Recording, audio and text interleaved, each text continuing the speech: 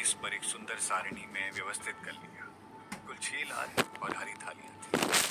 उसने तक रह गए और उसने देखा कि महल मालिक धीरे धीरे आगे बढ़ रहे थे। उनकी आंखें सागर की तरह रहस्यमयी थी। चलते चलते उनका बैगनी चोगा फड़फड़ा रहा था।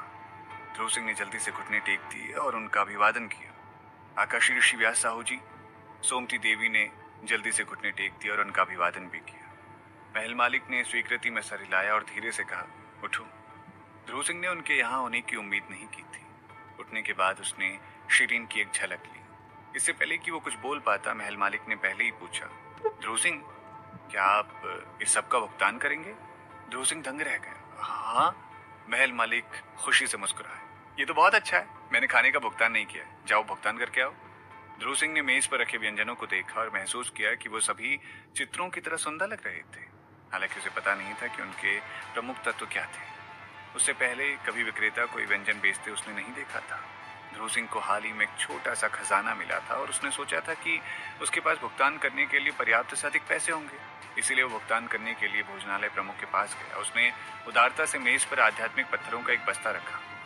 ये महल मालिक जी की मेज पर रखे व्यंजनों और पेय के लिए। खजांची ने उसकी ओर देखा और फिर आध्यात्मिक पत्थरों के उस थैले की ओर देखा। क्या आपको यकीन है कि ये पूरे पैसे हैं? बेशक, मुझे यकीन क्यों नहीं होगा। बस बस्ते में से जितनी राशि की जरूरत है ले लो। ध्रुव सिंह उसके सवालों से नाराज था। बस्ते में लगभग 1000 आध्यात्मिक पत्थर थे जो कि भुगतान करने के लिए पर्याप्त से अधिक थे। भले ही उन्होंने भोजनालय के सभी बेहतरीन व्यंजनों का आदेश क्यों ना दिया हो, ये 6 थालियां भर के खाने के लिए अपर्याप्त कैसे हो सकता है? खजांची ने धीरे से बस्ता लिया और आध्यात्मिक पत्थरों को बाहर निकाल दिया। उसकी आंखें बहुत तेज थी और एक ही नजर में वो सभी पत्थरों को गिनने में कामयाब रहा। ध्रुव सिंह, यहाँ 960 आध्यात्मिक पत्थर हैं जो केवल शुद्धावर्धक के लिए भुगतान करने के लिए पर्याप्त है। बकाया राशि के बारे में क्या? ध्रुव सिंह चौंक गया और हैरान हो गया। शुद्धावर्धक? बकाया राशि क्या है? कुल 5960 आध्यात्मिक पत्थर हैं। मुझे 5000 और आध्यात्मिक पत्थरों की आवश्यकता है। ध्रुव सिंह अविश्वास में था। क्योंकि मेज काफी दूर थी, शिरीन ने उसकी स्तब्ध अभिव्यक्ति नहीं देखी। उसने उसे केवल कुछ देर वहीं खड़ा देखा, जैसे वो छुट्टों की प्रतीक्षा कर रहा हो। ऐसे में उसने उसकी ज्यादा परवाह नहीं की। उसने 6 व्यंजन देखे। मांस और सब्जियां भी अच्छी तरह से मेल खाती थी। ये बहुत ही स्वादिष्ट और आकर्षक लग रही थी। हालांकि शिरीन मूर्ख बनने वालों में से नहीं थी। वो जानती थी कि वो व्यंजन आमतौर पर भोजनालय में नहीं परोसे जाते थे। क्या आपने इसे बनाने के लिए खास रूप से रसोइये से अनुरोध किया था? आप सही कह रही हैं। मैंने सामग्री तैयार की और फिर रसोइये ने इसे पकाया। चलो इसे आजमाओ। महल मालिक ने उसे एक चम्मच दिया। शिरीन ने ध्रुव सिंह की तरफ देखा। ध्रुव सिंह का इंतजार करते हैं। फिर उसने सोमती देवी को बैठने को कहा। सोमती देवी, आओ यहाँ बैठ जाओ। सोमती देवी ने जवाब दिया, मैंने खाना खा लिया है। शिरीन, मैं अभी बस तुमसे मिलने आई थी। मैं अभी चलती हूँ बस। इसके बाद वो तेजी से भाग गई। शिरीन हैरान थी। इसे क्या हुआ है? उसने महल मालिक को देखा। वो बहुत शांत थे और निर्दोष लग रहे थे। वो व्यंजन परोस रहे थे, जैसे कि उन्होंने ध्यान ही नहीं दिया कि सोमती देवी वहां से चली गई है। जब उसने महल मालिक को देखा तो क्या उसने तनाव महसूस किया? क्या इसीलिए वो भाग गई? ठीक है, शिरीन ये अभी भी गर्म है, तो इसे अभी खा लो। इसे गर्म खाना स्वास्थ्यवर्धक होता है। महल मालिक ने उसके लिए कुछ सब्जियां परोसी। नहीं, पहले ध्रुव सिंह को आ जाने दीजिए। आखिरकार वो भोजन के लिए भुगतान कर रहा है। ये विनम्र नहीं होगा यदि वो उसकी प्रतीक्षा नहीं करते। हालांकि वो अपनी बात पूरी करने से पहले ही रुक गई जब उसे एहसास हुआ कि ध्रुव सिंह वहां से चला गया है। क्या वो भी भाग गया? आपने फिर से क्या किया? शिरीन ने महल मालिक को एक ध्वनि संदेश निर्देशित किया। महल मालिक ने पलके चढ़ाते हुए कहा, मैं यहाँ तुम्हारे साथ बैठा हूँ, मैं क्या कर सकता था? ध्रुव सिंह अलविदा कहे बिना क्यों चला गया? ओफ, वो शायद इस सब का भुगतान नहीं कर सका होगा और बस भाग गया होगा।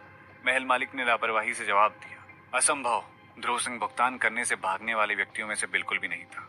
शिरीन को भी पता था कि उसके पास कितने पैसे हैं। जब भी वो गोलियां बेचने के लिए रात के बाजार में जाते थे, ध्रुव सिंह को शिरीन से कम 80 से 100 आध्यात्मिक पत्थरों की रकम मिलती थी। हालांकि वो एक अधिक खर्चा करने वाला व्यक्ति था। ऐसा लग रहा था कि उसने हाल ही में अपने वित्तीय प्रबंधन में सुधार किया था और उसके पास कम से कम 1800 आध्यात्मिक पत्थर होने चाहिए थे। शिरीन ने अचानक कुछ सोचा। मेज पर रखे बर्तनों को देखा। इन व्यंजनों की कीमत कितनी है? ये ज्यादा महंगे नहीं है, क्योंकि मैंने सामग्री तैयार की है। रसोइया केवल खाना पकाने के लिए जिम्मेदार है। इसकी कीमत लगभग 5000 आध्यात्मिक पत्थर होनी चाहिए। शिरीन हैरान थी।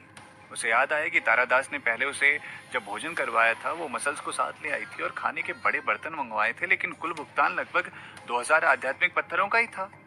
तारादास ने उस समय उस पर चोर का ठप्पा लगा दिया था। ध्रुव सिंह को जो भुगतान करना पड़ा था वो तारादास वाले भुगतान की तुलना में हाथी की तरह था। ध्रुव सिंह निश्चित रूप से इसे जीवन भर याद रखेगा और वो कभी भी उसके निकट नहीं आएगा जहां भी महल मालिक होंगे। अफसोस, ध्रुव सिंह ने पहली बार शिरीन को दावत करवानी चाहिए और पहली बार में ही उसे ऐसी मार खानी पड़ी। क्या आपने उसे कोई निर्देशित संचार संदेश भेजा था? अन्यथा वो भागने वालों में से तो नहीं है, भले ही वो इस सब का भुगतान ना कर सके। इसके अलावा भोजनालय के मालिक ने भी उसे जाने नहीं देना था। महल मालिक ने उसकी तारीफ की। तुम बहुत होशियार हो। मैंने उसे 2 विकल्प दिए। पहला, भोजनालय में कर्ज चुकाने के लिए 5 साल तक काम करना है, और दूसरा, अभी वो इस जगह को छोड़कर चले जाए और मैं भोजन के लिए भुगतान कर दूंगा बाद में। अगर उसने विकल्प 2 चुना है तो जब भी वो हम दोनों को एक साथ भोजन करते हुए देखेगा तो उसे इस जगह को छोड़कर जाना होगा। ध्रुव सिंह ने कुछ नहीं कहा और दूसरा विकल्प चुन लिया। वो चला गया। शिरीन, उसने आपको 5000 आध्यात्मिक पत्थरों में बेच दिया। ओहो, वो ऐसा कैसे कर सकता है? शिरीन परेशान थी। हमें परेशान करना बंद करो। ध्रुव सिंह ऐसा कोई नहीं है। हम अभी भी दोस्त हैं, भले ही हम एक साथ नहीं खा रहे।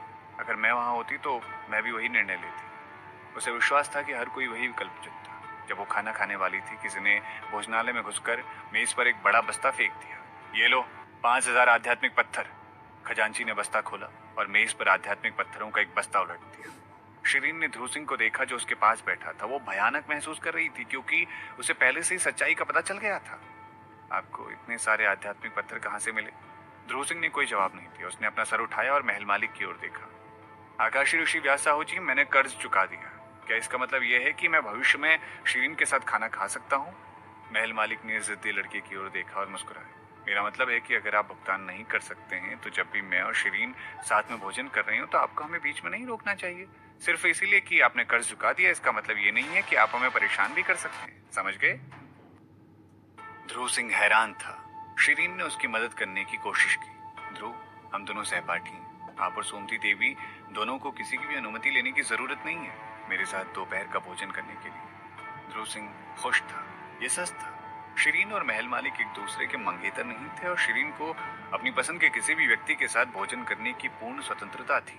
उसके लिए अपने सहपाठियों के साथ भोजन करना आम बात थी। भले ही महल मालिक और शिरीन की सगाई ही क्यों ना हो गई हो, लेकिन उसे उसके सहपाठियों के साथ मेलजोल करने से रोकने का किसी के पास कोई अधिकार नहीं था। उसने खुद को इतना शाप दिया क्योंकि वो महल मालिक के जाल में फंस गया और उसे गुस्सा आने लगा। हालांकि उसने पहले ही आध्यात्मिक पत्थरों के अपने हिस्से का भुगतान कर दिया था और धन वापसी मांगने के लिए वह अनिच्छुक था। इसलिए उसने अपने दिल को संतुष्ट करने के लिए मन भर के खाना खाने का फैसला किया। उसने अपना चम्मच उठाया और खाना शुरू करने ही वाला था कि महल मालिक ने उसे धीरे से कहा, आपके द्वारा भुगतान किए गए 5000 आध्यात्मिक पत्थर केवल 3 निवालों का भुगतान करने के लिए पर्याप्त है। यदि आप उससे अधिक खाते हैं तो आपसे अतिरिक्त शुल्क लिया जाएगा। ध्रुव सिंह गुस्से में था। क्या ये व्यंजन सुनहरे हिरण या फिर नीलराज पक्षी के मांस से बने हैं? ये इतने महंगे क्यों हैं? व्यंजन सुनहरे हिरण या नीलराज पक्षी के मांस से भी अधिक कीमती चीजों से बने।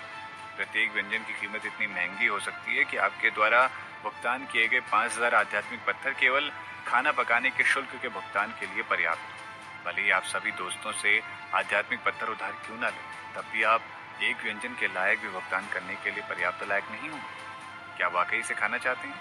ध्रुव सिंह चुप रहा।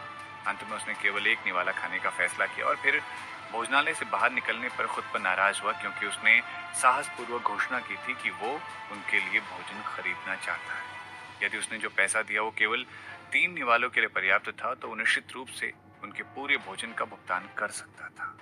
ध्रुव सिंह ने महल मालिक के साथ जो अनुभव किया उसे देखने के बाद किसी की भी शिरीन के साथ मेलजोल करने की हिम्मत नहीं हुई।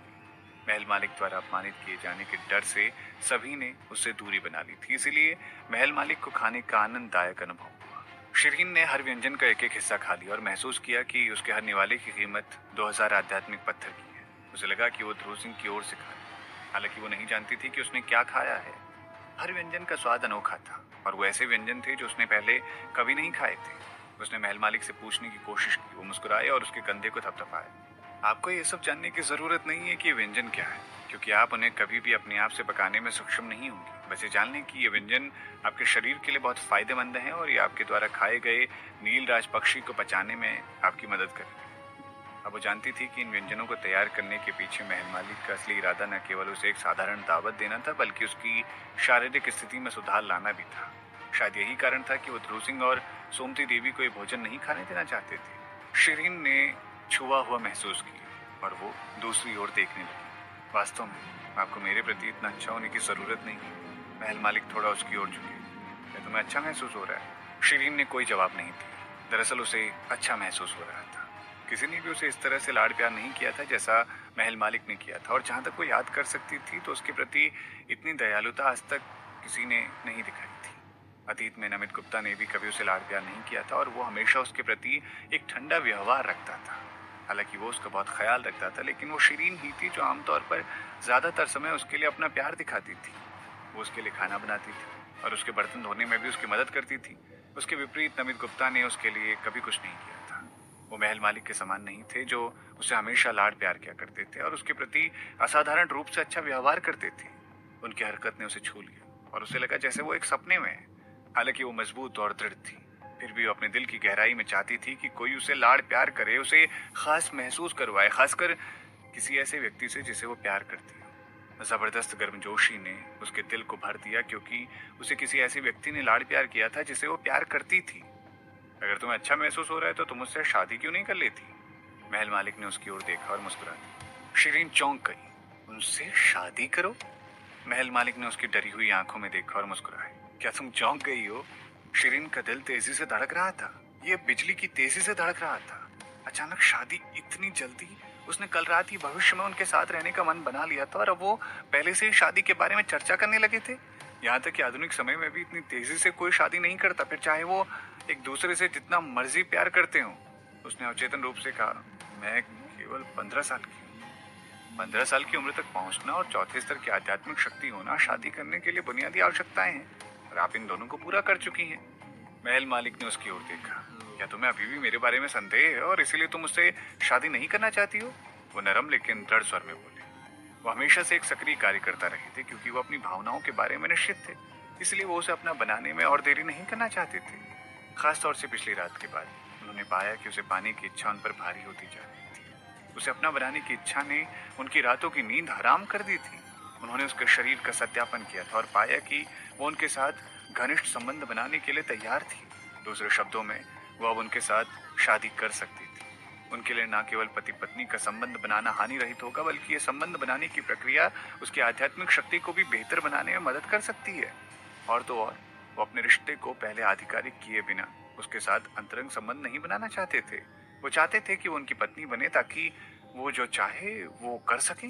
हालांकि शिरीन ने अभी तक ऐसा कुछ नहीं सोचा था। उसने अवचेतन रूप से सोचा था कि ये सही नहीं है। आखिरकार वो एक आधुनिक मानसिकता की व्यक्ति थी और जानती थी कि किसी भी 15 वर्षीय को अभी भी एक बच्चा ही माना जाएगा।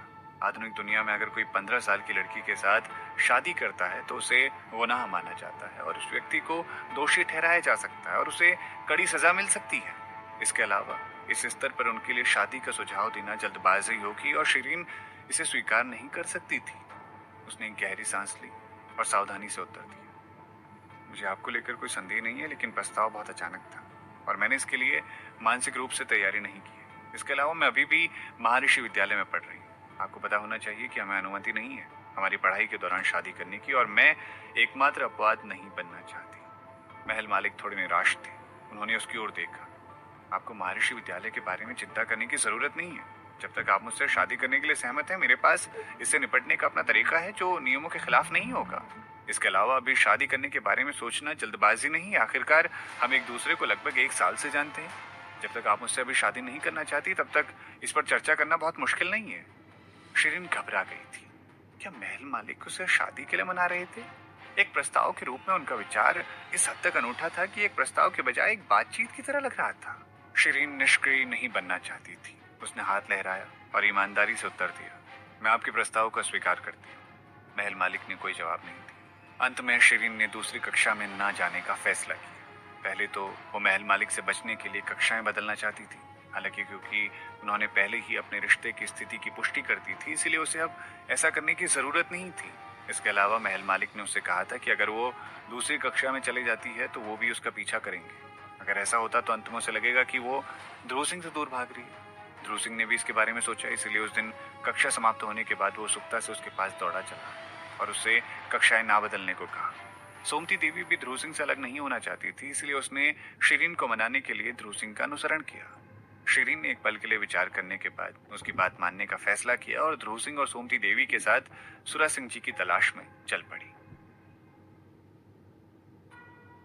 सुरा सिंह जी को पहले से ही सूचित कर दिया गया था।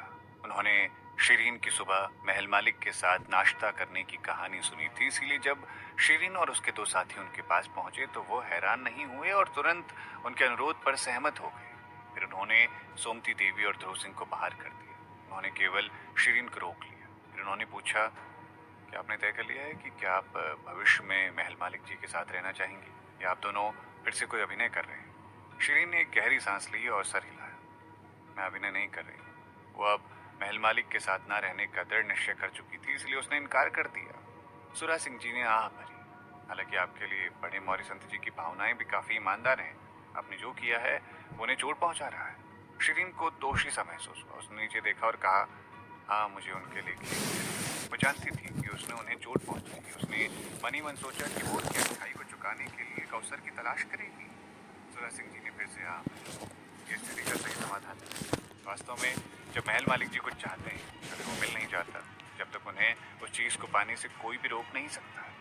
कोई भी उनके खिलाफ खड़ा नहीं हो सकता। यहाँ तक कि अतीत में आकाशी ऋषि भगवान दास जी की एक शिष्या को भी उन्होंने चुरा लिया था। इस बारे में बात करते ही वो रुक गए। फिर उन्होंने सर हिलाया और हाथ लहराया। निष्कर्ष यही है कि बस आप सतर्क रहें और अपनी भावनाओं को अपने निर्णय पर काबू न पाने दें। आप एक समझदार लड़की हैं और इसीलिए आपको अपनी पढ़ाई का अच्छी तरह से ध्यान रखना चाहिए। ठीक है, अब आप जा सकती हैं। शिरीन जानती थी कि सुरा सिंह जी गपशप करना पसंद नहीं करते थे और वो हमेशा उसके साथ अच्छा व्यवहार करते थे, इसीलिए उसने हमेशा उनकी सलाह पर ध्यान दिया। जब सुरा सिंह जी ने अपनी बात पूरी की तो शिरीन उनकी बात की मुख्य बिंदु को पकड़ने में सक्षम रही थी। उन्होंने आकाशी ऋषि भगवान दास जी की शिष्या को चुरा लिया था। क्या आपको मुझे और विस्तार से बताने में कोई आपत्ति है? सुरा सिंह जी ने अपना सर हिलाया। ये सब इतिहास है और मैं इसे अब और नहीं कुरेदना चाहता। यदि आप इसे जानना चाहती हैं तो मेरा सुझाव है कि बेहतर होगा आप उनसे व्यक्तिगत रूप से पूछें। शिरीन ने जवाब दिया। ठीक है। फिर वो मुड़ी और बाहर चली गई। सुरा सिंह जी ने उसे जाते हुए देखा और अपना सर हिला दिया। शिरीन के पास एक असाधारण प्रतिभा थी जो कि आमतौर पर दूसरों में नहीं पाई जाती थी। वो नहीं चाहते थे कि इस रिश्ते से उसकी जिंदगी बर्बाद हो जाए। सुरा सिंह जी ने इस दुनिया में बहुत से अलग अलग लोगों को देखा था, हालांकि वो महल मालिक को कभी नहीं समझ सके। वो बहुत रहस्यमयी और अप्रत्याशित थे। कभी कभी उन्होंने जो हरकतें की वो अनैतिक थी। वो बादलों से भरे आकाश में उड़ते हुए अजगर की तरह थे। लोगों को उनके वास्तविक स्वरूप की केवल एक झलक ही मिल पाती थी, लेकिन वो उनकी पूरी तस्वीर कभी देख नहीं पाते थे, जिससे लोगों को असहज ही महसूस होता था कि वो उन्हें खतरनाक मानते थे। ऐसा पुरुष किसी एक महिला के इतने गहरे प्यार में पड़ रहा था, ये बहुत दुर्लभ था। हालांकि अगर शिरीन को बड़े मौर्य संत जी और महल मालिक जी में से किसी एक को चुनना होता तो सुरा सिंह जी उसे बड़े मौर्य संत जी को चुनते हुए देखना पसंद करते। शिरीन के प्रति उनका प्यार भी सच्चा था और ये जानकर कि वो बड़े मौर्य संत जी के पास रह रही है, दूसरों को और अधिक सुरक्षित महसूस होता। जहाँ तक महल मालिक का सवाल है, किसी को भी कभी पता नहीं चलेगा कि शिरीन के प्रति उनका प्यार सच्चा था या सिर्फ ये दिखावे के लिए था। हो सकता है कि वो सिर्फ दूसरे लोगों के प्रियजनों को चुराना पसंद करते हैं। वो शिरीन के प्रति कितने ईमानदार हैं। अंत में कहीं शिरीन का हाल भी आकाशी ऋषि भगवान दास जी के शिष्या के समान ही ना हो, जिसकी आत्मा नष्ट हो गई थी। आमतौर पर सुरा सिंह जी अन्य लोगों के बारे में गपशप नहीं करते थे, हालांकि इस बार वो पीछे नहीं हटे और उसे कुछ संकेत देने की कोशिश की। उन्हें उम्मीद थी कि ऐसा करने से शिरीन महल मालिक के जाल में न फंसकर सही निर्णय लेने में सक्षम होगी। शिरीन सुरा सिंह जी के कमरे से बाहर आई। वो एक होशियार लड़की थी। हालांकि वो सुरा सिंह जी के शब्दों से थोड़ा प्रभावित थी, लेकिन उसने इसके बारे में ज्यादा चिंता नहीं की। उसे वो समय याद आया जब आकाशी ऋषि भगवान दास जी ने गुफा में उन पर घात लगाकर हमला किया था। उसने महल मालिक जी से उनके और भगवान दास जी के बीच की नाराजगी के बारे में पूछा था। महल मालिक ने उस समय उसे विस्तृत स्पष्टीकरण नहीं दिया था, बल्कि विषय को छोड़ देने का फैसला किया। उन्होंने सिर्फ इतना कहा कि उन्होंने भगवान दास जी के शिष्य को मार डाला था, लेकिन उन्होंने कभी उसे ठीक से नहीं बताया कि उन्होंने ऐसा क्यों किया। अब जब उसने सुरा सिंह जी से सुना तो उसने सोचा कि ये उन तीनों के बीच की व्यक्तिगत नाराजगी के कारण हुआ होगा। हालांकि उसने महसूस किया कि ये किसी भी प्रकार के रिश्ते से जुड़ा हुआ नहीं हो सकता। आखिर सुरा सिंह जी ने जो सुना था वो सिर्फ एक अफवाह थी। शिरीन अच्छी तरह से जानती थी कि अफवाहें अविश्वसनीय होती हैं। वो केवल अपनी प्रवृत्ति में विश्वास करती थी। वो जानती थी कि महल मालिक उसे बहुत प्यार करते हैं और वो पहली महिला होगी जिससे उन्होंने प्यार किया था, और शायद वो उनकी आखिरी महिला भी होगी। वो उन पर शक नहीं करेगी, फिर चाहे कोई कुछ भी कहे। क्या उसे इस बारे में उनसे बात करनी चाहिए? क्योंकि वो अभी भी सोच रही थी कि उसका अगला कदम क्या होना चाहिए। वो गलती से किसी से टकरा गई, लगभग उस व्यक्ति की बाह में गिर गई। जब उसने ऊपर देखा तो वो चिल्लाई, ट्रेनर नमित। उसके सामने जो व्यक्ति खड़ा था वो बड़े मौर्य संत जी थे। वो बहुत उदास और उखड़े उखड़े लग गए। उसकी आंखों में भावनाओं के अनेक उभार थे। ये क्रोध, निराशा और उदासी का मिश्रण था। उन्होंने एक पल के लिए उसकी ओर देखा और अंत में कड़वाहट से मुस्कुराए। शिरीन, हमने जितनी भी यादें बनाई हैं उसके बाद भी तुमने उनके साथ जाने का फैसला किया। जब वो बोलना समाप्त कर चुके थे तो वो रुक गए, फिर मुड़े और जाने लगे। शिरीन को बहुत अच्छा नहीं लगा। उसने उन्हें रोकने की कोशिश की। बड़े मौर्य संत जी। बड़े मौर्य संत जी रुक गए, लेकिन उन्होंने पीछे मुड़कर नहीं देखा। क्या हुआ? शिरीन घबरा गई थी। उसने अपने भंडारण बस्ते में से एक चमचमाती लाल जड़ी बूटी निकाली और 2 कदम आगे बढ़ी। उसने उन्हें वो सौंपनी चाहिए। ये आपके लिए है। बड़े मौर्य संत जी से थोड़ा सा पीछे मुड़कर देखने लगे। ये तो 3000 साल पुरानी संजीवनी जड़ी बूटी थी। उन्होंने उस जड़ी बूटी को देखा था और उनकी आंखें चमक उठी। मैंने सुना है कि आप इस जड़ी बूटी की तलाश में, अब मैं इसे आपको दे रही हूँ। शिरीन ने बिना किसी हिचकिचाहट के बड़े मौर्य संत जी के हाथ में जड़ी बूटी रख दी। बड़े मौर्य संत जी दंग रह गए और उन्होंने संजीवनी बूटी को देखा। इसकी तलाश वो कई दशकों से कर रहे थे। अगर कुछ साल पहले किसी ने उनके साथ संपर्क किया होता तो वो इसे पूरे मौर्य कबीले के बदले ले लेते, पर अब उन्होंने अपनी उंगली को संजीवनी जड़ी बूटी की ओर फहराया और वो उड़ी और शिरीन के हाथ में गिर गई। मुझे अब इसकी आवश्यकता नहीं है, उन्होंने उत्तर दिया और जाने के लिए मुड़ गए। जब शिरीन ने उनकी पीठ को उसकी नजर से गायब होते देखा तो उसने अपने दिल में दर्द महसूस किया। उसने अपने जीवन में कई प्रशंसकों को खारिज कर दिया था और उनमें से किसी के प्रति कभी भी उसने दोषी महसूस नहीं किया था। जब रिश्ते की बात आती है तो दोनों पक्षों के बीच आपसी भावना होनी चाहिए। अगर ये केवल एक पक्ष द्वारा महसूस की जाने वाली भावना हो तो रिश्ता नहीं टिकता। हालांकि उसने बड़े मौर्य संत जी के प्रति वास्तव में दोषी महसूस किया। मौर्य अधिपति जी, मौर्य पर्वत पर आक्रमण किया गया है। एक खोजी पक्षी नीचे की ओर उड़ता हुआ आया और बड़े मौर्य संत जी की हथेली पर एक संचार जादू गिरा गया। संचार जादू में आवाज मौर्य कबीले के सबसे बड़े शिष्य की थी। बड़े मौर्य संत जी का चेहरा थोड़ा बदल गया, क्योंकि उन्हें याद आया कि बर्फ का महल जिसमें क्लोन की गई महिला के शरीर को संग्रहित किया गया था वो भी मौर्य पर्वत पर था। वो महल एक प्रतिबंधित क्षेत्र था। ये अच्छी तरह से संरक्षित था और कोई भी उनकी अनुमति के बिना उस स्थान में प्रवेश नहीं कर सकता था। स्वयं शिष्य भी उस स्थान पर अतिक्रमण करने का साहस नहीं करेंगे। कोई महल पर आक्रमण क्यों करेगा? सुरा सिंह जी के लिए एक पत्र छोड़ने के बाद उन्होंने एक पल के लिए सोचा। उसके बाद उन्होंने अपने हंस की सवारी को बुलाया और सीधे मौर्य पर्वत के लिए रवाना हो गए। महल बर्फ से बना था और पूरी तरह से कांच से बनी दुनिया जैसा दिखता था। महल के प्रवेश द्वार पर जोरदार बर्फ और हवा चल रही थी। सब कुछ हमेशा की तरह था, कुछ भी जगह से बाहर नहीं लग रहा था। हालांकि महल का प्रवेश द्वार जिसे जादू से बंद किया गया था अब व्यापक रूप से खोल दिया गया था। बड़े मौर्य संत जी ने मुंह फेर लिया। इस जगह की रक्षा करने के लिए मंत्रों की एक श्रृंखला थी और वो अकेले थे जो दरवाजा खोल सकते थे। यहाँ क्या हुआ था? वो धीरे धीरे ऊपर की ओर चलने लगे और प्रत्येक मंत्र की जांच की। किसी भी मंत्र को उकसाया नहीं गया था। फिर वो महल के सामने वाले हिस्से की ओर चल दिए और अपनी आस्तीन लहराई। दरवाजा पूरी तरह से खुल गया और महल के अंदर एक ठंडी हवा का झोंका आया।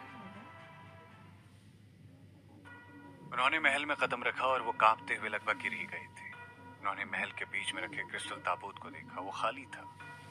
क्रिस्टल ताबूत के अंदर पड़ा क्लोन शरीर गायब था। उन्हें विश्वास नहीं हुआ और उन्होंने जल्दी से महल की तलाशी ली। लापता क्लोन शरीर के अलावा कुछ भी असामान्य नहीं था। भवन के अंदर खास तौर से क्रिस्टल ताबूत के आसपास सुरक्षा तंत्र भी बनाए गए थे और केवल एक विशेषज्ञ ही उन सुरक्षा तंत्रों को तोड़ सकता था और ताबूत को सुरक्षित रूप से खोलने में सक्षम हो सकता था।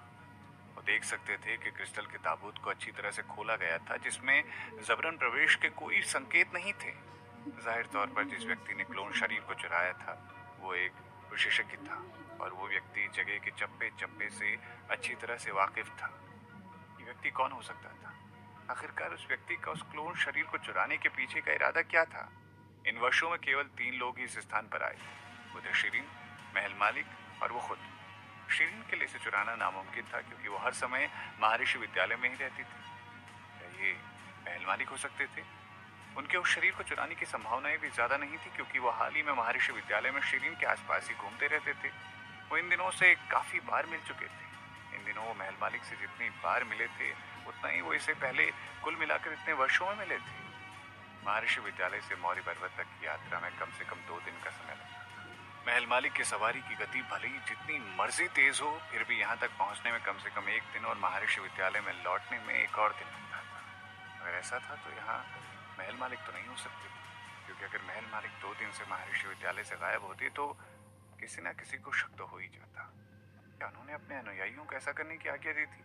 क्लोन किए गए शरीर को चुराने के पीछे उनका इरादा क्या था? क्या ये शिरीन को खुश करने के लिए था? बड़े मौर्य संत जी को पता था कि शिरीन को क्लोन किया हुआ शरीर बिल्कुल पसंद नहीं था। हालांकि क्लोन किया गया शरीर उनकी वर्षों की कड़ी मेहनत का परिणाम था और वो इसे नष्ट नहीं करना चाहते थे, इस उम्मीद में कि एक दिन शिरीन के लिए उपयोगी हो सकता है। लेकिन उन्होंने कभी ऐसी उम्मीद नहीं की थी कि क्लोन शरीर गायब हो जाएगा।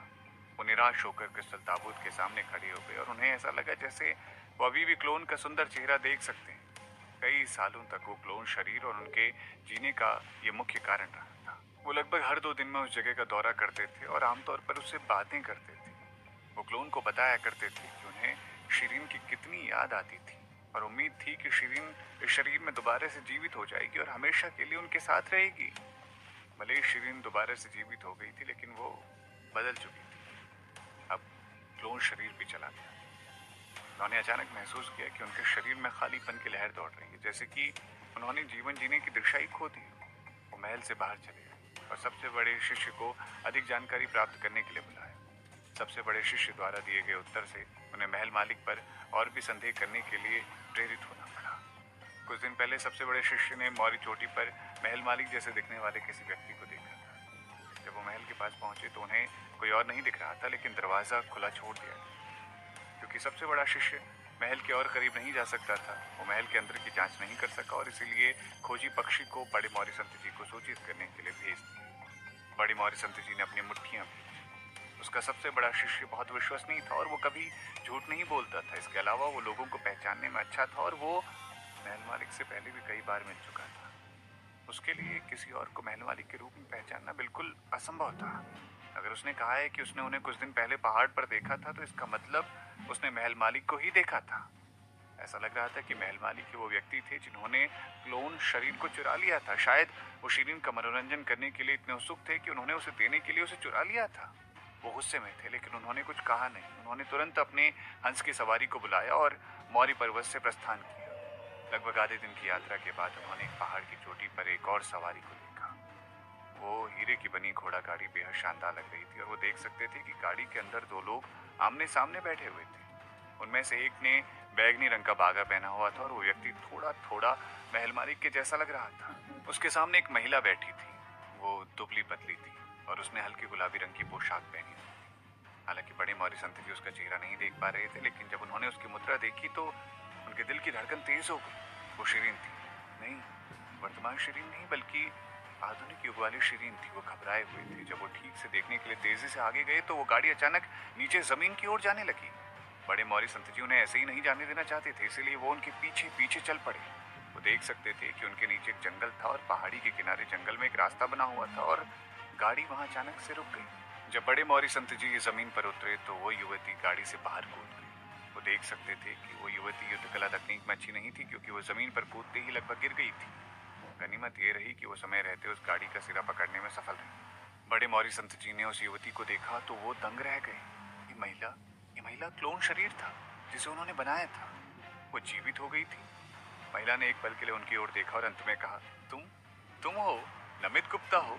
उसकी आवाज साफ और प्यारी थी। एक ऐसी आवाज थी जिससे वो काफी परिचित थे।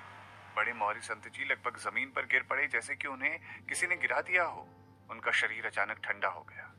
तानिया, ये तानिया की आवाज और स्वर थे। वो कौन था जो उसकी आत्मा को क्लोन शरीर में बुलाने के लिए जिम्मेदार था? उन्होंने अचानक अपना ध्यान गाड़ी की ओर लगाया और गुस्से से चिल्लाए, महल मालिक, आपका इरादा क्या है? बैगनी रंग के कपड़े पहना हुआ वो आदमी गाड़ी से बाहर नहीं निकला। इसके बजाय वो जोर से हंसा और बड़े मौर्य संत जी ने पहचान लिया कि ये महल मालिक की आवाज थी। मौर्य अधिपति जी, ये लड़की आपकी प्रेमिका मानी जा सकती है। ये आपकी मंगेतर है। ये वही महिला है जिसका दिल आपने पहले 2 बार तोड़ा है। मैंने एक मंत्र का इस्तेमाल किया है, उसकी आत्मा को यहाँ बुला लिया ताकि आप अपने जोड़ीदार के साथ रह सको। आपने जो क्लोन शरीर बनाया था वो इसके लिए बिल्कुल सही था। कृपया इसके साथ अच्छा व्यवहार करें और फिर कभी इसका दिल ना तोड़ें। अपनी बात पूरी करने के बाद वो गाड़ी जमीन से उठी और आकाश में गायब हो गई। अरे आप ऐसे नहीं जा सकते। बड़े मौर्य संत जी गुस्से से भर चुके थे। वो हंस के ऊपर बैठ गए और महल मालिक का पीछा करने वाले थे। नमित गुप्ता, औरत दौड़ती हुई उनकी ओर आई। मुझे यहाँ अकेले मत छोड़ो, मुझे डर लग रहा है। पहाड़ी पर हर जगह पत्थर ही पत्थर थे और बड़े मौर्य संत जी को पकड़ने के लिए लगाई गई उसकी दौड़ के परिणाम स्वरूप वो फिसल गई और जमीन पर गिर गई। बड़े मौर्य संत जी गुस्से से भरे हुए थे। उनके पास उसकी चिंता करने का समय नहीं था। वो आकाश की ओर उड़ गए, लेकिन वो घोड़ा गाड़ी को पकड़ने में असफल रहे क्योंकि उसकी गति बहुत तेज थी। जब वो उनके पीछे जाने ही वाले थे कि अचानक उन्हें नीचे जमीन की तरफ से एक तीखी चीख सुनाई दी। उन्होंने नीचे देखा और अपनी उंगलियां जकड़ ली। उन्होंने देखा कि एक क्रूर तेंदुआ जंगल से छलांग लगाकर उस महिला की ओर भागा चला आ रहा था जब वो खड़े होने की कोशिश कर रही थी। अरे नहीं! बड़े मौर्य संत जी जल्दी से वापस जमीन की ओर उड़े। इससे पहले कि वो तर पाते, उन्होंने अपनी आस्तीन लहराई और उनकी आस्तीन के अंदर से एक हरी तरंग निकली और तेंदुए के शरीर पर जा लगी।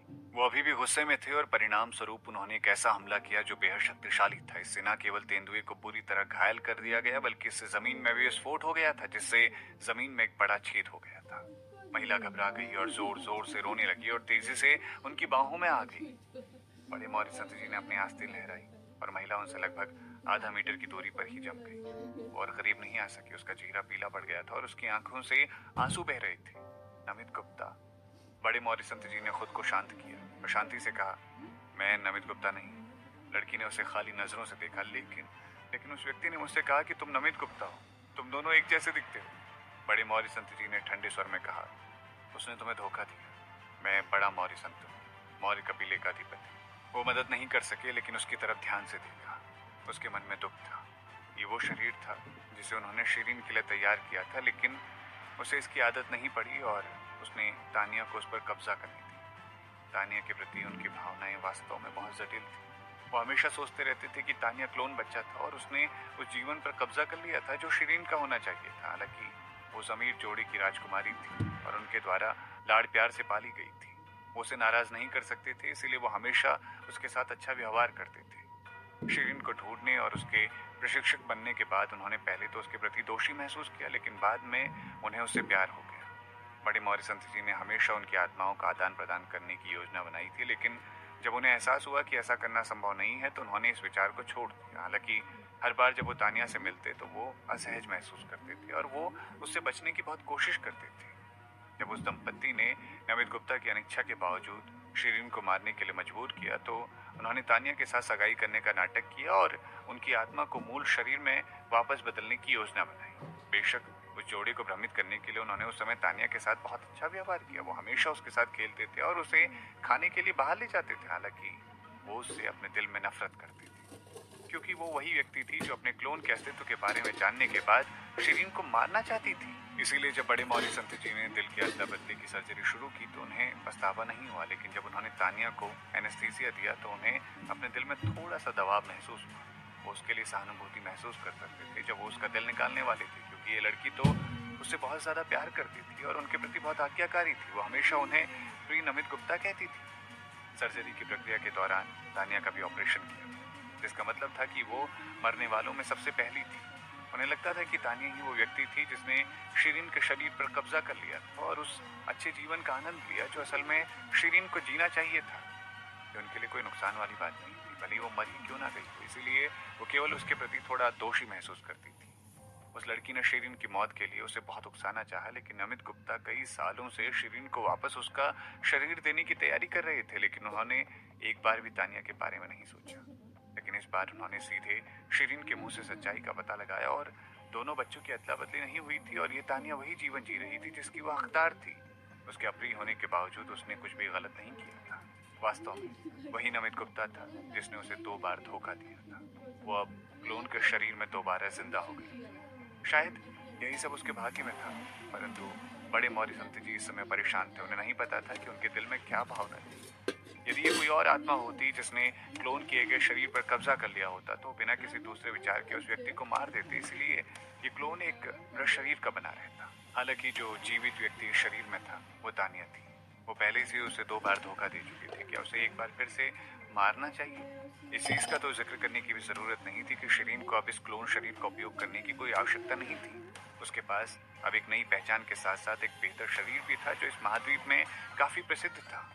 बड़े मौर्य संत जी का खून फिर से खौल उठा और उनकी उंगलियां थोड़ा कांपने लग पड़ी। महल मालिक, आप सच में मुझे मुसीबत में डालने वाले गधे हो। दूर से जानवरों की दहाड़ सुनाई दे रही थी। तानिया डर गई और उनके पास दौड़ी चली। नमित गुप्ता, मुझे डर लग रहा है। ये जगह कौन सी है? मैं आपको फिर से बता देता हूँ कि मैं मौर्य अधिपति हूँ। मुझे नमित गुप्ता ना बुलाए। कृपया मुझे मौर्य अधिपति ही कहें। बड़े मौर्य संत जी ने ठिठुरते हुए कहा और उसे गुस्से में घूरा। तानिया ने उनकी आंखों की तरफ देखा और वो घबरा गई। वो अब उन्हें और उत्तेजित करने की हिम्मत नहीं कर सकती थी। ठीक है मौर्य अधिपति जी, मुझे डर लग रहा है, मुझे अकेला मत छोड़िए। बड़े मौर्य संत जी को सरदर्द होने लगा था। बेशक वो यहाँ तानिया को अकेला नहीं छोड़ने वाले थे और वो उसे अपने साथ ही ले जाने वाले थे। तानिया पिछले जन्म में एक अभिमानी लड़की थी। अब उसके पास क्लोन बॉडी थी जो युद्ध कला तकनीक और आध्यात्मिक शक्ति से रहित थी। जब वो चलती थी वो डगमगा जाती थी।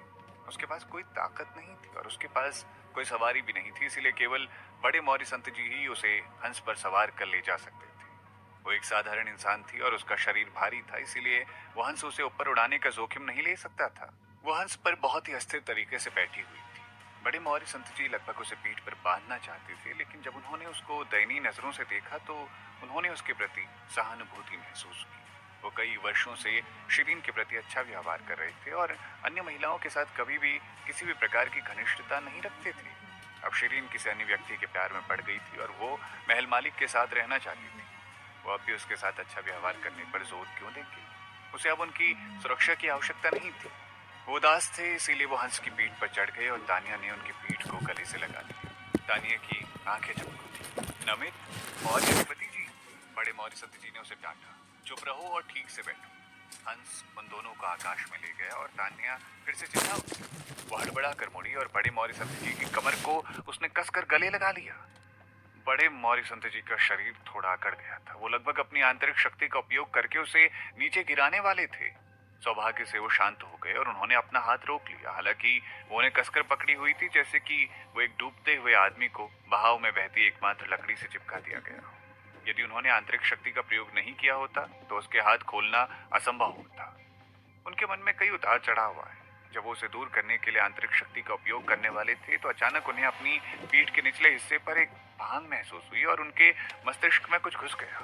उनका दिमाग खाली हो गया।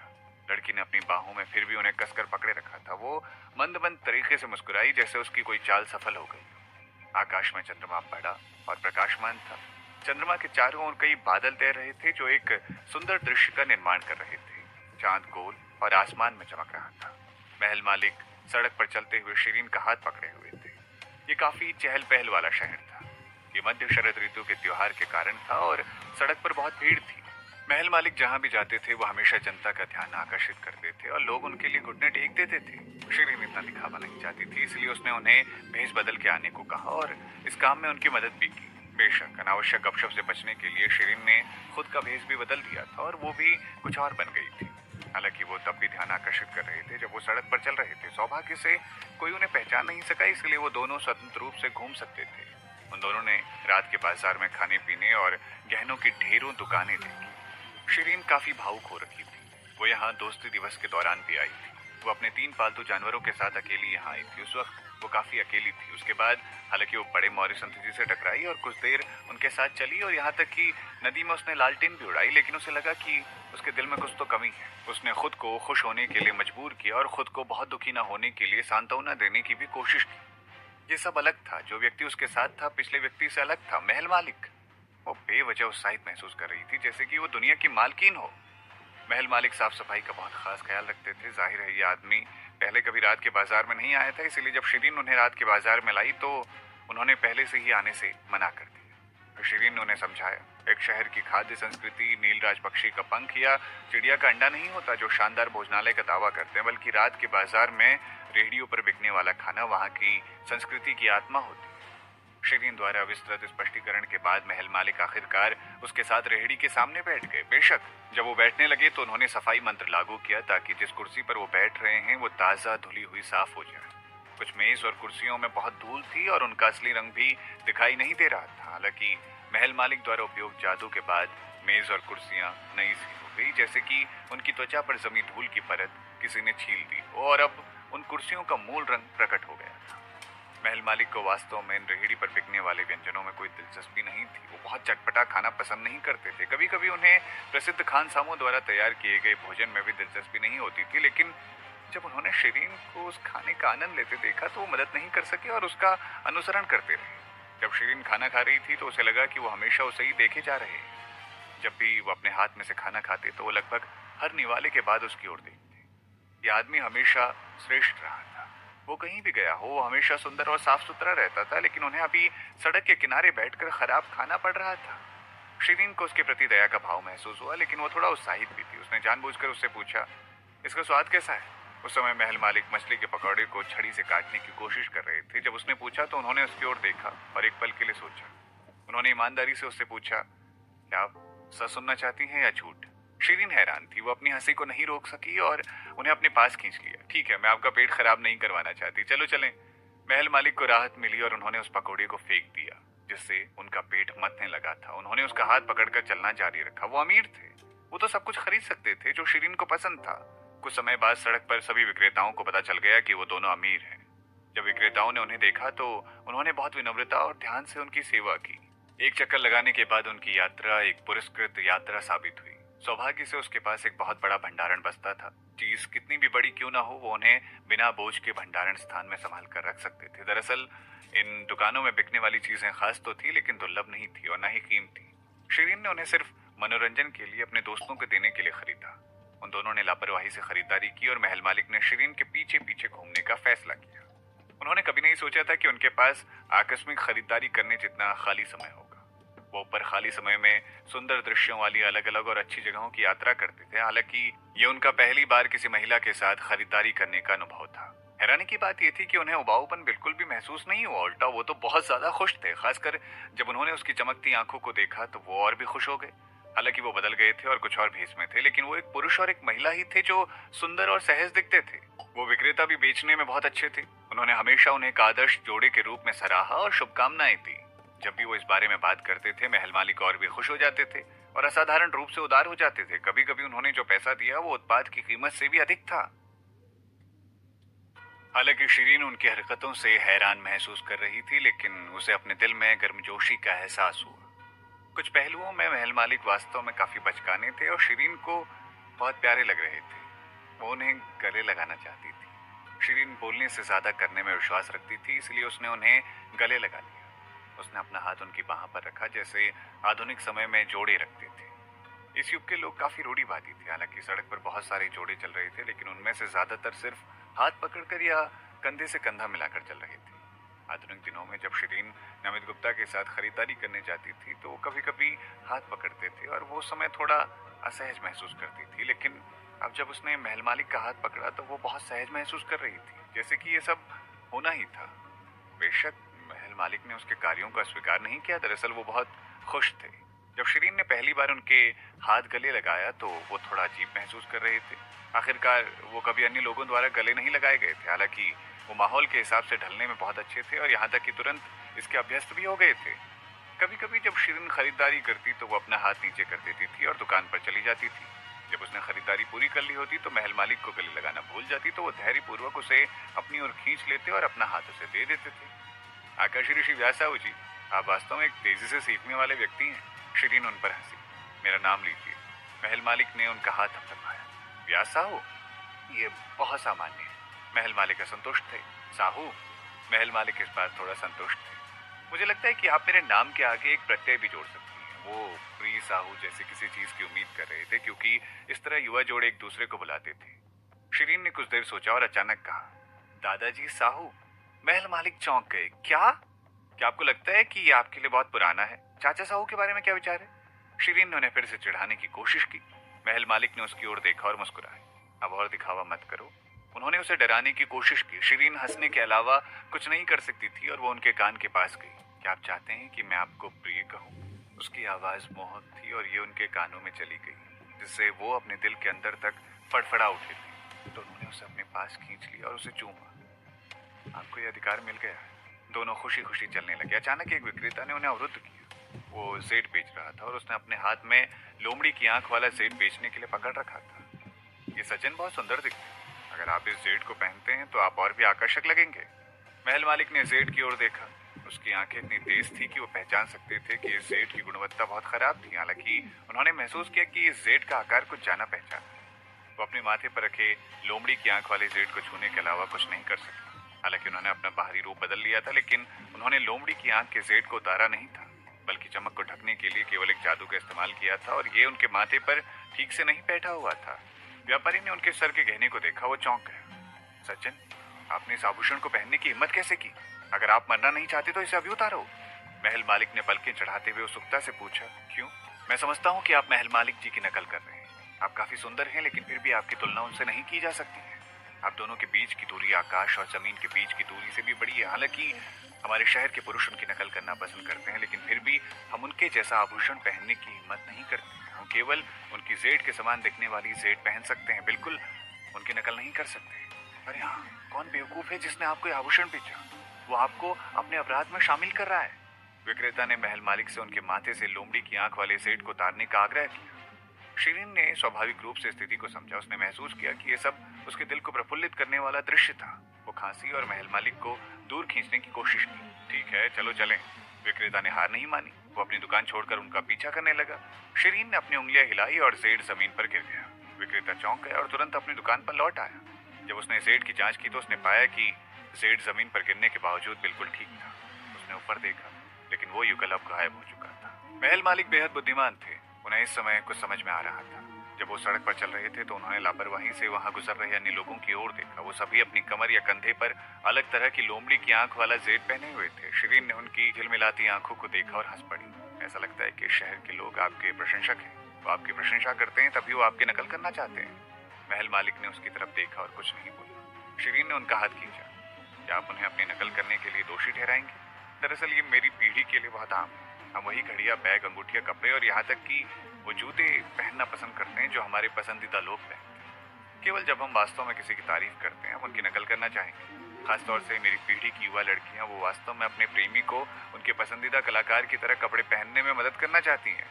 महल मालिक ने चुपचाप उसकी बातें सुनी और अचानक से पूछा, क्या प्रेमी का मतलब पति होता है? नहीं नहीं, इस पीढ़ी में एक प्रेमी एक मंगेतर की तरह होता है। ये किसी के साथी को संदर्भित कर सकता है, लेकिन अभी तक उनकी शादी नहीं होनी चाहिए। शिरीन ने उन्हें सब कुछ आसान तरीके से समझाने की कोशिश की। क्या मैं अब तुम्हारा प्रेमी हूँ? शिरीन ने बिना कुछ सोचे जवाब दिया। हाँ। महल मालिक प्रबुद्ध थे। फिर तुम्हारा आदर्श कौन है? शिरीन चुप रही। उसने आधुनिक समय में अपने घर में दीवार पर अपने आदर्श के चित्र के बारे में सोचा। वो खांसी और उसने उन्हें खुश करने का फैसला किया। मेरे आदर्श आप ही हो। महल मालिक ने उसके सर पर दस्तक देने के लिए अपना हाथ उठाया। झूठ मत बोलो। हालांकि उसने जो कहा उससे वो खुश थे, लेकिन उन्हें याद आया कि उसने आधुनिक समय में अपने आदर्श के बारे में बात की थी। ऐसा लग रहा था कि वो अपने आदर्श के प्रति काफी वफादार थी। उन्होंने बहुत हल्के से उसके सर पे थपथपाया। शिरीन ने उनका हाथ पकड़ लिया और नटखटपन से पूछा, चलो मुझे बताओ कि आपका आदर्श कौन है? महल मालिक ने बिना किसी हिचकिचाहट के उत्तर दिया, मैं स्वयं ही खुद का आदर्श हूँ। शिरीन हैरान थी। यह आदमी काफी अहंकारी था। महल मालिक ने हंसते हुए कहा, यह दुनिया की सबसे ऊंची पदवी है और कोई भी अच्छा आदमी मेरी इस पदवी को चुनौती नहीं दे सकता। शिरीन ने जानबूझकर उन्हें उकसाया। प्रभु के बारे में क्या? महल मालिक को घूंट सा लग गया। वो मुस्कुराए और अपना सर हिलाया। भगवान जी वास्तव में बहुत अकेले हैं। वो इस महाद्वीप के भगवान है। ये शीर्षक है जिसे वहां लटकाए जाने की आवश्यकता है। मैं उनसे ईर्ष्या या उनकी तारीफ नहीं करता। शिरीन ने उनकी ओर देखा और लापरवाही से कहा, भगवान जी वास्तव में मेरे आदर्श हैं। महल मालिक ने उसे दिलचस्प ढंग से उसकी तरफ देखा तो शिरीन मुस्कुराई। मैं आपको भगवान जी की तरह पोशाक पहनाना चाहती हूँ। वास्तव में आप दोनों का स्वभाव एक जैसा ही है। अगर आप उनकी तरह कपड़े पहने तो मुझे लगता है कि कोई भी आप दोनों में फर्क नहीं बता सकता। क्या आपको लगता है कि मैं मूर्ख बनाने में सक्षम हो जाऊंगी सुरा सिंह जी और बाकी लोगों को अगर मैं भगवान जी की तरह कपड़े आपको पहनाऊं? क्या वो उनका परीक्षण कर रही थी? महल मालिक जी ने उसके कंधे पर हाथ रखा। शायद आप ऐसा कर सकती हैं। जाने मन, तुम्हारी कल्पना बहुत अच्छी है। चलो चलते हैं, मैं तुम्हें कहीं और ले जाना चाहता हूँ। फिर उन्होंने अपना हाथ उसकी कमर पर रखा और आगे बढ़ गए। शिरीन ने थोड़ा नीचे देखा। ऐसा लग रहा था कि वो अभी भी उसके सामने अपने सारे राज नहीं खोल रहे थे। हालांकि आश्चर्य की बात नहीं थी। कुछ बातें ऐसी भी थी जो पति पत्नी होते हुए भी उजागर नहीं हो पाती थी। उदाहरण के लिए गुप्त एजेंट जो किसी देश के विशेष विभाग के लिए काम करते हैं। उन्हें जीवन भर देश के लिए काम करना पड़ता है, लेकिन उनके जीवन साथी या माता पिता को शायद इसके बारे में कभी पता भी ना चल सके। शिरीन पिछले जन्म में एक हत्यारी थी, इसलिए उसने इन सभी तथ्यों को समझा। इसलिए उसने उनकी ज्यादा परवाह नहीं की। केवल अनुभवहीन लड़कियां ही अपने साथी से अपनी ईमानदारी दिखाने के लिए उनके साथ पूरी तरह से ईमानदार होने का अनुरोध करेंगी। हालांकि वो नहीं जानते थे कि ऐसे नियम भी होते हैं जो बिल्कुल अछूत होते हैं। शायद सच ना बताने के लिए महल मालिक की अपनी कठिनाइयां थी, तो अगर वो बताना नहीं चाहते हैं तो उसने बुद्धिमानी से नहीं पूछने के लिए चुना होगा। जब वो वास्तव में उसके साथ अच्छा व्यवहार करते हैं तब तक अन्य चीजें उतनी महत्वपूर्ण नहीं थी। लहरें जोर जोर से छींटे मार रही थी। आकाश में चंद्रमा चमकीला और गोल था और वो समुद्र पर ऐसे प्रतिबिंबित हुआ मानो सोने के टुकड़े समुद्र में फैले हुए हों। शिरीन गेंडे की पीठ पर बैठ गई और उसने नीचे समुद्र की ओर देखा। फिर उसने अपनी पीठ पर महल मालिक को देखा। ये वो जगह है जहां आप मुझे लाना चाहते थे। समुद्र पर चांद देखना एक अच्छा विचार है। जाने मन, क्या तुम तैरने में अच्छी हो? महल मालिक ने उससे पूछा। शिरीन ने नीचे देखा। वो एक गहरा समुद्र था और लहरें प्रबल थी। हवा ना भी होती तो लहरें करीब 3 फुट ऊंची होती। मुझे तैरना ठीक से आता है, लेकिन ये एक महासागर है और मौसम काफी ठंडा है। हमें चांद देखने के लिए समुद्र में जाने की कोई जरूरत नहीं है। मुझे लगता है कि चांद को इस तरह देखना भी काफी सुखद है। शिरीन ने उसकी आस्तीन कसकर खींची, क्योंकि उसे डर था कि कहीं वो उसे समुद्र में धकेल ना दे। मैं तुम्हें नीचे ले जाना चाहता हूँ। ठीक है, वहां कुछ मजेदार है। महल मालिक ने उसकी कमर पकड़ ली और उसके कानों के पास बोला, मैं नहीं जाना चाहती, ये बहुत ठंडा है। ये ठंडा नहीं है, उल्टा वहां बहुत गर्मी है। महल मालिक ने उसे मनाना जारी रखा। उन्होंने झूठ बोला, वो पहले समुद्र में उतर चुकी थी। शिरीन ने सर हिलाया। महल मालिक मुस्कुराए। जाने मन, कभी कभी आपको बहादुर होना पड़ता है। फिर वो उसे ले गए और समुद्र में कूद गए। अरे नहीं, वो जानती थी कि वो ऐसा करेंगे। अब और कोई रास्ता नहीं था, इसलिए शिरीन को समुद्र में कूदने की मुद्रा तैयार करनी पड़ी। फिर उसने पाया कि वो महल मालिक के साथ एक बड़े बुलबुले में गिर गई थी। नहीं, एक बुलबुले जैसा जादूगरी अवरोध था। बुलबुला समुद्र के ऊपर नहीं तैर रहा था, बल्कि उन्हें अंदर ले जा रहा था और गहरे समुद्र में तोप खाने के खोल की तरह डूबा जा रहा था। बुलबुले के अंदर गर्मी थी, खास तौर से उसके पीछे का आलिंगन, क्योंकि ये एक धूप वाले दिन की तरह गर्म था। शिरीन ने ऊपर देखा। उसने देखा कि चारों तरफ पानी ही पानी है। ये पानी पनडुब्बी की तरह नीचे गोता लगाने वाले बुलबुले को डुबा रहा है। गहरे समुद्र में अंधेरा था, लेकिन बुलबुले के अंदर थोड़ी झिलमिलाहट थी। शिरीन महल मालिक की आंखों को बुलबुले में स्पष्ट रूप से देख सकती थी। वो एक हाथ के साथ जादुई